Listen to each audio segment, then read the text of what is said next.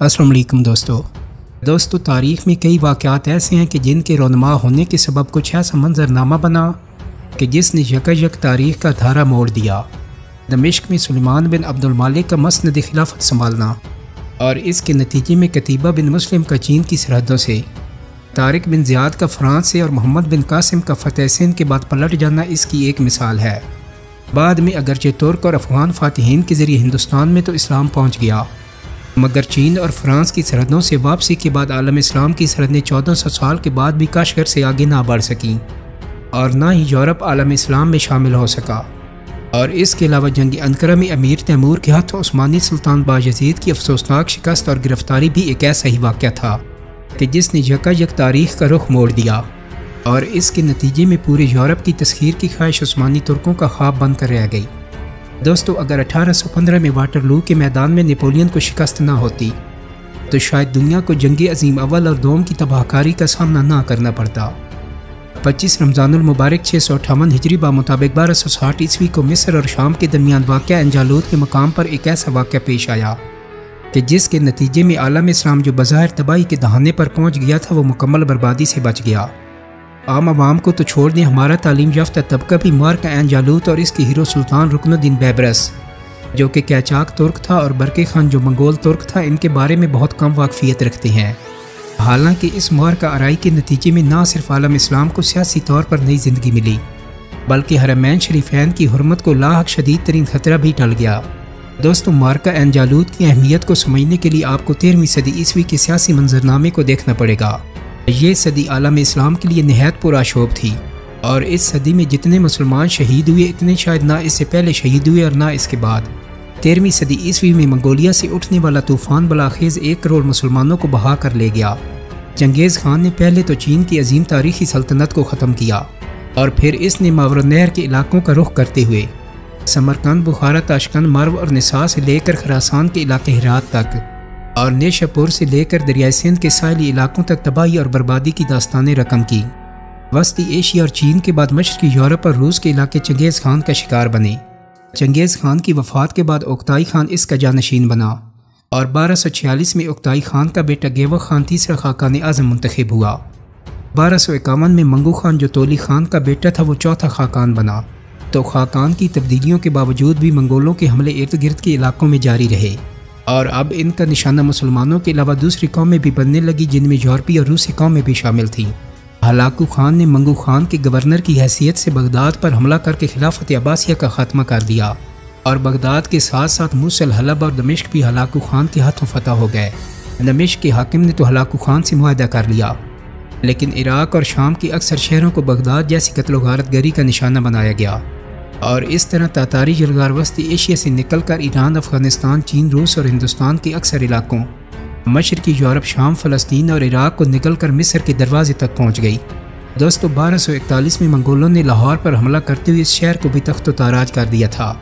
دوسری طرف باتو خان بلغاریہ پر قبضہ کر چکا تھا، اور اس نے لانگٹس کے میدان میں جرمنوں کو شکست سے دوچار کیا، اور اسی سال منگولوں نے شاہ ہنگری کو بھی شکست دے دی۔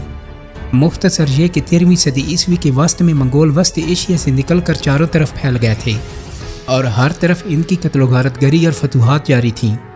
منگول سلطنت 4 حصوں میں تقسیم ہو گئی تھی، مگر منگولیا کا خان اب بھی پوری سلطنت کا حکمران سمجھا جاتا تھا۔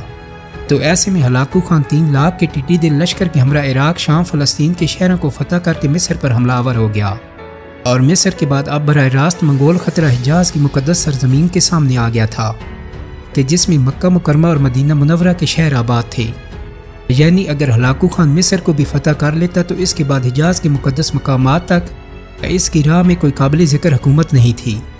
دوستو، 1260 عیسوی بمطابق 658 ہجری کو رمضان المبارک میں مصر اور شام کے سرحدی علاقے انجالوت کے مقام پر ہلاکو خان کی 3 لاکھ فوج مصر کے مملوک سلطان کے 20,000 کے دستے کے سامنے کھڑی تھی، اور اس علاقے میں اب ہلاکو خان 3 لاکھ کے لشکر کے ساتھ مصر پر حملہ آور ہوا تھا۔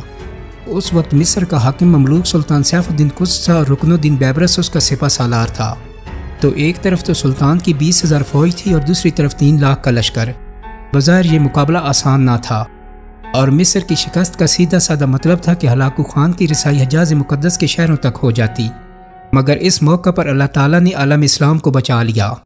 एक मुआजिज़ा रूनुमा हुआ और हलाकू खान को अपनी फ़ौज का एक बड़ा हिस्सा लेकर कराक्रम वापस जाना पड़ा, क्योंकि कराक्रम के चौथे खाकानी आज़म मंगू खान का इंतकाल हो गया था और दुनिया भर से तातारी शहजादे कराक्रम के मरकज़ी जरगे जिसे करोलताई कहा जाता था, इसमें शिरकत करने के लिए कराक्रम रवाना हो गए थे।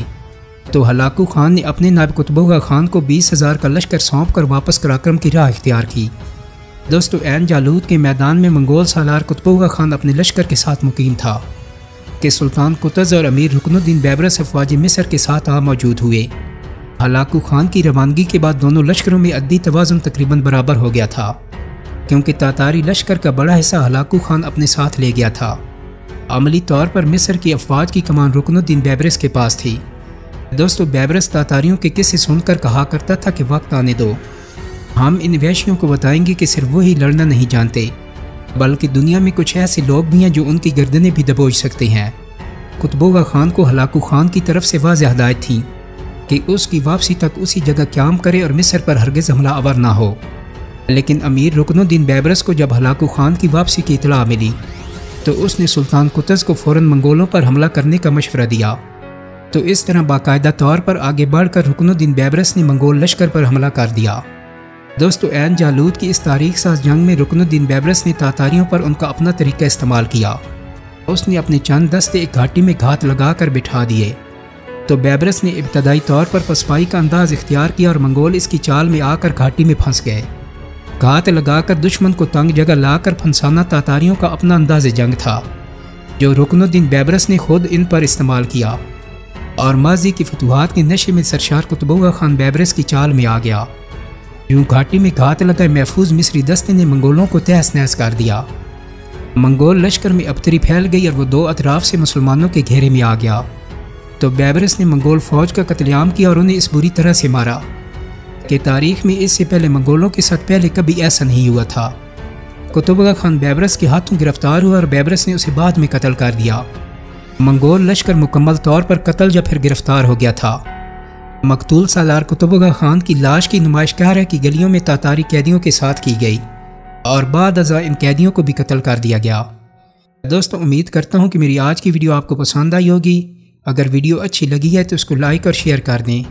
मेरे चैनल को सब्सक्राइब करने के साथ साथ बेल आइकन को भी क्लिक कर दें ताकि आपको मेरी आने वाली मज़ीद वीडियोज़ के नोटिफिकेशन मिलते रहें। बहुत जल्दी एक नई वीडियो के साथ मुलाकात होगी। अपना बहुत सारा ख्याल रखिएगा। अल्लाह।